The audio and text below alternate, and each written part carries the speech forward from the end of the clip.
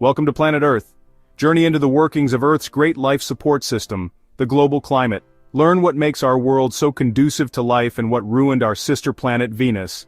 Explore the winds, the oceans, and the forces of nature that shape this dynamic Earth. Imagine the Earth is a machine, a system of cogs and motors powered by the sun, batteries included. But our world didn't come with an owner's manual. How does it operate? What are the inner workings of this grand and elaborate system known as Planet Earth? And why is it so conducive to life? Scientists have launched an armada of satellites to help us understand what makes our world tick. They're discovering the answers strewn across its atmosphere on every ocean and continent in the far reaches of the solar system and beyond.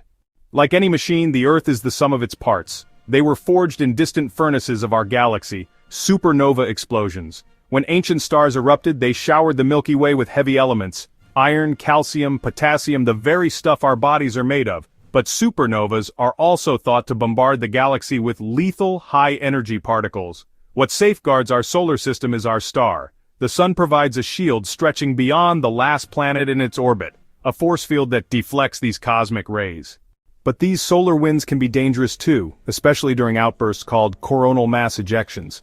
Want a vision of Earth gone wrong? Just look at what solar storms do to our sister planet Venus. They strip away lighter elements in its upper atmosphere, hydrogen, oxygen, and the molecule they form, water. What's left is a witch's brew of noxious chemicals, including thick sulfurous clouds. Down at the surface, Venus's atmosphere is choked with high concentrations of carbon dioxide. CO2 is a potent greenhouse gas that traps the sun's heat. It has turned Venus into a cauldron. With surface temperatures of almost 500 degrees C, this is the hottest planet in the solar system. How has Earth avoided the grim fate of Venus? We can see the answer as the solar storm approaches Earth. Our planet has a protective shield all its own, a powerful magnetic field generated deep within its core. In fact, that's just our first line of defense. Much of the solar energy that gets through is reflected back to space by clouds, ice, and snow. The energy that Earth absorbs is just enough to power a remarkable planetary engine, the climate. It's set in motion by the unevenness of solar heating due in part to the cycles of day and night, and the seasons that causes warm tropical winds to blow toward the poles and cold polar air toward the equator. Wind currents drive surface ocean currents. This computer simulation shows the Gulf Stream winding its way along the coast of North America. This great ocean river carries enough heat energy to power the industrial world 100 times over. It breaks down in massive whirlpools that spread warm tropical waters over northern seas. Below the surface, they mix with cold, deep currents that swirl around the undersea ledges and mountains. Earth's climate engine has countless moving parts, tides and terrain, crosswinds and currents, all working to equalize temperatures around the globe. But when tropical heat builds to extremes, it can be released in a fury. In August 2005, within a huge looping section of the Gulf Stream, the Hurricane Katrina. This is a supercomputer model of Katrina, a tool for scientists to better understand the dynamics of the hurricane system. To visualize the flow of air into the storm, they release a series of virtual streamers. Those with lighter colors are warmer winds. As they rise, they collide with cooler air above and produce clouds. The winds increase the evaporation of warm seawater, which draws more and more heat from the ocean and causes the winds to accelerate. Moving around the eye of the storm, winds can reach speeds of up to 250 kilometers per hour.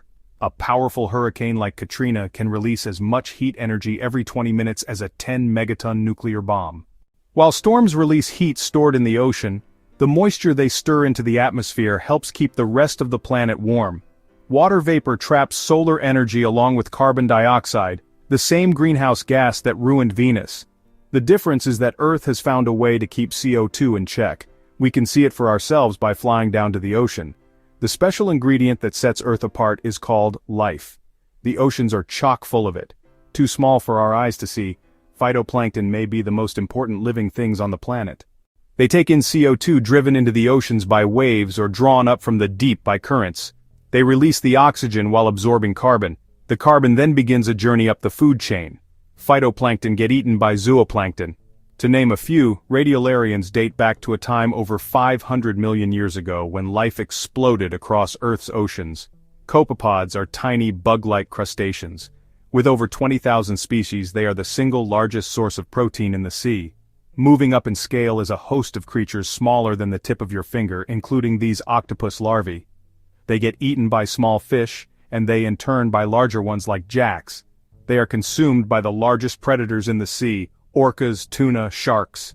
At each step in the food chain, the carbon that began as part of a diffuse gas in the air is passed on to larger and larger animals. The larger the body, the greater the mass of carbon. One creature goes all out.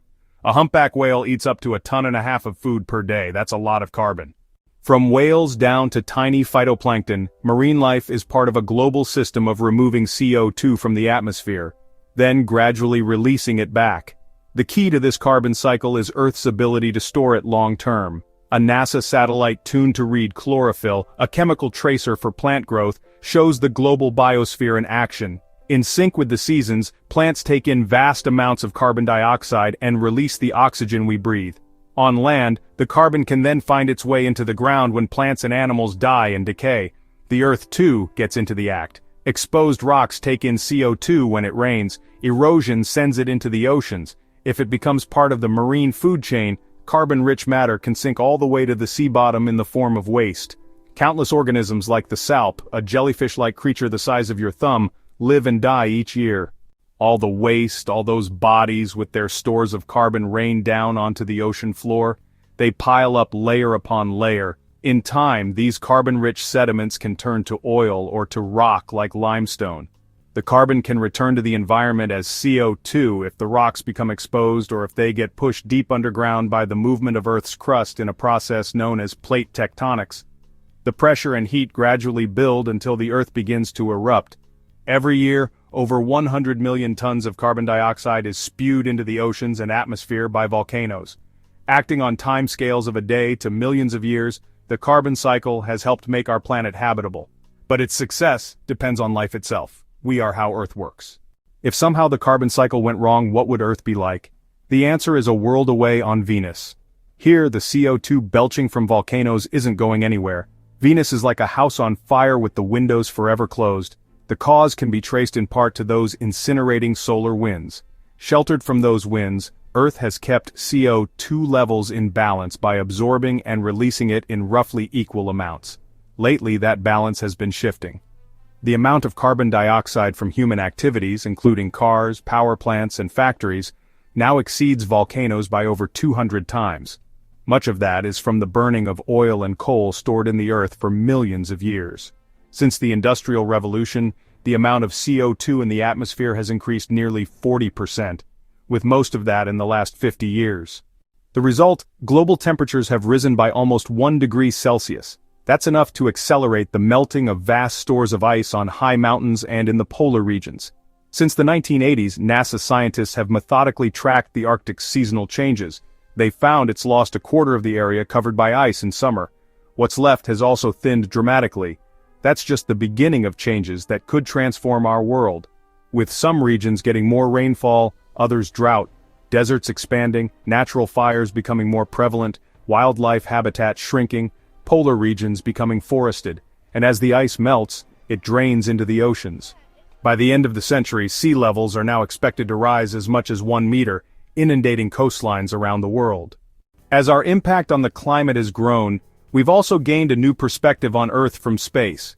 Technology is allowing us to take stock of the elaborate interconnected climate systems that protect our world and sustain it.